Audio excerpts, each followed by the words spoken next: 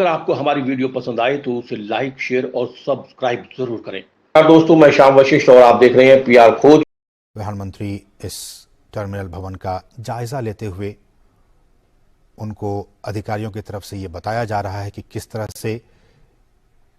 ये टर्मिनल भवन है, उसका निर्माण कैसे किया गया है। हम आपको अभी बताएं, ये देखिए, ये वो मास्टर प्लान जिसके तहत इस पूरे टर्मिनल भवन का निर्माण किया गया है और इसमें सारी चीज़ें अत्याधुनिक सुविधाओं से लैस ये टर्मिनल भवन। कहा जा रहा है कि इस पूरे एकीकृत यूनिफाइड टर्मिनल जो भवन है, इमारत है, उसका निर्माण 450 करोड़ रुपए की लागत से किया गया है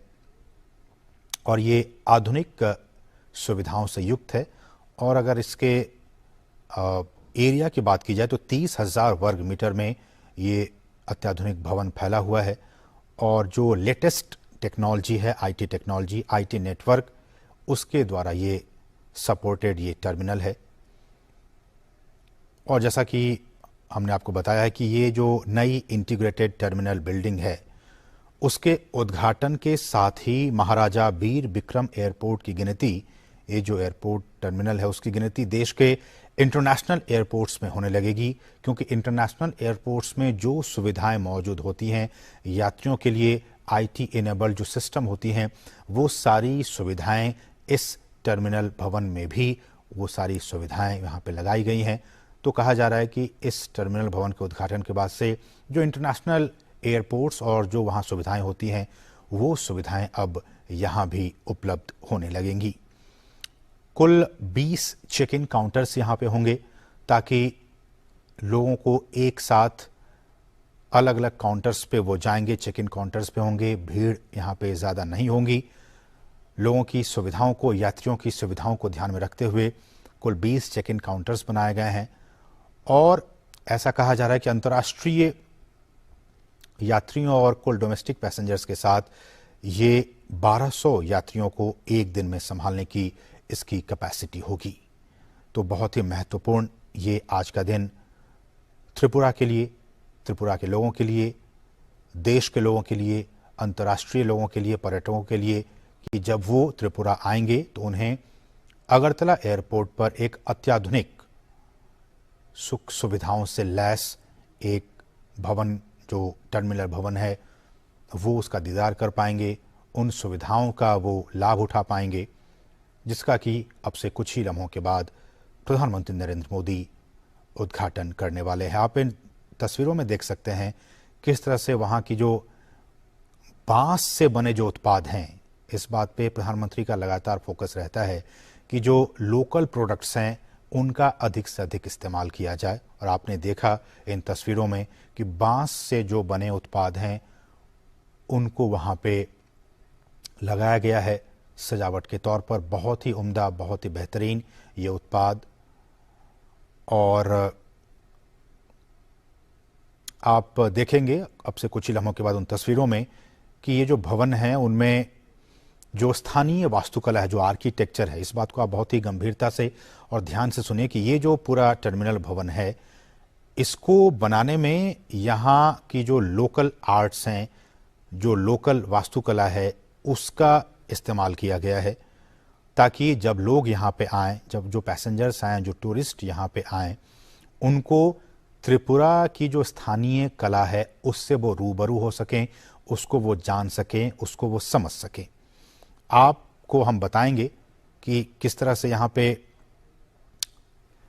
उन्नाकोटी पहाड़ियों की जो पत्थर हैं, उन पत्थरों से बनी जो मूर्तियां हैं वो यहाँ पे लगाई गई हैं। अब से कुछ ही लम्हों के बाद हम आपको वो तस्वीरें दिखाएंगे। फिलहाल प्रधानमंत्री इस पूरे टर्मिनल भवन का जायजा लेने के लिए कार्ट में बैठ चुके हैं और धीरे धीरे, हौले हौले प्रधानमंत्री का ये कार्ट आगे बढ़ता हुआ और प्रधानमंत्री इस पूरे टर्मिनल भवन का जायजा लेंगे कि किस तरह से अत्याधुनिक सुविधाओं से लैस इस टर्मिनल भवन का निर्माण किया गया है। हमने जैसा आपको बताया कि 450 करोड़ रुपए की भी लागत से अधिक की लागत से इस पूरे भवन का निर्माण किया गया है। 30,000 वर्ग मीटर में ये जो टर्मिनल है वो फैला हुआ है। आईटी इनेबल्ड सारी चीज़ें आपको यहाँ पे मिलेंगी। आईटी नेटवर्क से एकीकृत ये टर्मिनल भवन है और इसकी गिनती यहाँ पे इस तरह से इन चीज़ों का निर्माण किया गया है कि इंटरनेशनल स्तर के जो एयरपोर्ट्स होते हैं वहाँ जो सुविधाएं होती हैं उन सुविधाओं को यहाँ भी प्रस्तुत किया गया है, ताकि यहाँ पे जो राष्ट्रीय और अंतर्राष्ट्रीय स्तर पे के जो यात्री हैं वो जब पहुँचें तो उन्हें किसी भी तरह की कोई दिक्कतों का सामना न करना पड़े। जैसा कि हमने आपको ये भी बताया कि इस टर्मिनल के अलग अलग जगहों पर आप जब जाएंगे यहाँ तो स्थानीय जो कला है उसको भी वहाँ उकेरा गया है। स्थानीय जो उत्पाद हैं, खासकर बांस और बेंत से बनी जो चीज़ें हैं उससे बने उत्पादों को इस पूरे टर्मिनल भवन में लगाया गया है। हम आपको दिखाएंगे वो सारी चीज़ें। और ये भी कहा जा रहा है, और जैसा कि हमने कई बार कहा है कि प्रधानमंत्री का एक विज़न है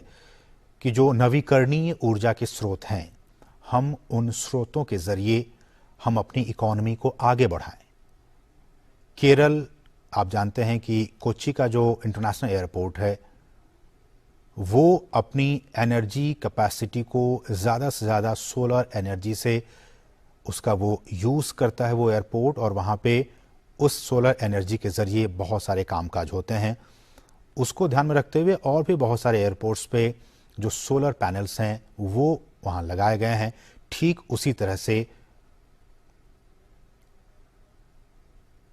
इस एयरपोर्ट पर भी इस तरह से बनाए गए हैं कि सौर पैनल्स यहाँ पे लगाए गए हैं ताकि सोलर एनर्जी का भी ज़्यादा से ज़्यादा इस्तेमाल किया जा सके और जो फॉसिल फ्यूल्स हैं या फिर जो बिजली हैं उसका कम से कम यहाँ पे उपयोग हो सके। वास्तुकला पे अगर हम आए तो हवाई अड्डे का जो टर्मिनल भवन है जिसका कि जायजा इस वक्त प्रधानमंत्री ले रहे हैं, उसमें वास्तुकला के हिसाब से राज्य का जो इतिहास रहा है उसको यहाँ पे स्थान दिया गया है। जो सांस्कृतिक परिदृश्य है त्रिपुरा के उसको भी ध्यान में रखते हुए इस पूरे टर्मिनल भवन को डिजाइन किया गया है। और जैसा कि हम आपको अभी दिखाएंगे कि यहाँ पे एक विशेष पत्थर लाए गए हैं। उन्नाकोटी एक जगह है, वहाँ से उन्नाकोटी पहाड़ियों की पत्थरों का इस्तेमाल किया गया है। जैसा कि हम बता रहे हैं कि लोकली जो चीज़ें हैं उसको वहाँ पे लाकर और यहाँ पे प्रदर्शित किया गया, चाहे वो बांस और बेंत से बने उत्पाद हो या फिर जो वहाँ के जो पत्थर हैं उन्नाकोटी पत्थर, पहाड़ियों के पत्थर जो हैं उनसे बनी मूर्तियाँ हों, या फिर चबीमुरा प्रतिकृति का भी आप अगर यहाँ जाएंगे तो उसका आपको अनुभव होगा, आप उसके दीदार कर पाएंगे। और ये जो मूर्तियां हैं अब आप देख पाएंगे कुछ देर के बाद, वो त्रिपुरा की राजधानी अगरतला से तकरीबन 145 किलोमीटर की दूरी पर है। और वो ऐसा कहा जाता है कि पूर्वोत्तर भारत के सबसे बड़े रहस्यों में वो पहाड़ और वहाँ के जो पत्थर वहाँ से लाए जाते हैं उन पहाड़ों में वो शामिल किया जाता है। ये आप देख सकते हैं वो टर्मिनल भवन।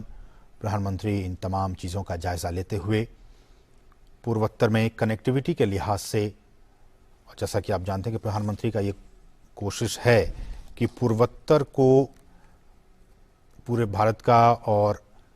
ईस्ट एशिया का एक प्रवेश द्वार के तौर पर बनाया जाए, उस दिशा में ये बहुत ही महत्वपूर्ण कदम आज का ये दिन। जैसा कि हम आपको कहते हैं कि लुक ईस्ट पॉलिसी के तौर पर एक बार हम उन नीतियों पे आएँ जिन नीतियों के ज़रिए ये सारी चीज़ें हो रही हैं केंद्र सरकार की तरफ से, प्रधानमंत्री मोदी की तरफ से, कि क्यों